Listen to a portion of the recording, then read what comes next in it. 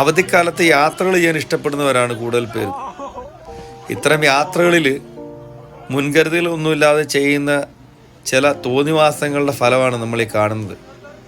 പല ആളുകളും ഒരു പരിചയമില്ലാത്ത നദികളിൽ ഇറങ്ങി കുളിക്കുകയും മുങ്ങി മരിക്കുകയൊക്കെ ചെയ്യുന്ന നമ്മൾ നിരന്തരം കണ്ടുകൊണ്ടിരിക്കുക. അതുപോലൊന്നാണ് ഈ കാണുന്നത്.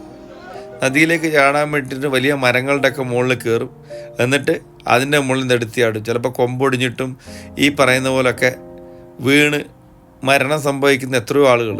ഈ വീഴ്ചയിൽ തന്നെ അയാളുടെ നടു ഒടിഞ്ഞിട്ടുണ്ടാവും, നട്ടെല്ലാം ഒടിഞ്ഞിട്ടുണ്ടാവും, അല്ലെങ്കിൽ മിനിമം ഒരു 6 വാരിയിലെങ്കിലും അയാൾ ഒടിഞ്ഞിട്ടുണ്ടാവും. ഇതിൽ നിങ്ങളൊരു കാര്യം ശ്രദ്ധിച്ചോന്നറിയില്ല, ഇയാൾ വന്നിങ്ങനെ വീണിട്ട് വെള്ളത്തിൽ മുങ്ങിക്ക് പോകുന്ന കണ്ടിട്ടും ഒരു കുലുക്കമില്ലാതെ ഒരുത്തൻ അടുത്ത് നിൽക്കുന്നു, ഒരുത്തൻ മെല്ലെ നടന്നു വരുന്നു. എങ്ങനെയുണ്ട്? ബാക്കിയുള്ളവരെല്ലാം ഓടി വന്ന് അയാളെ പൊക്കി എടുക്കുന്നുണ്ട്. ആളിന്ന് ജീവിച്ചിരിപ്പുണ്ടോ ആവോ?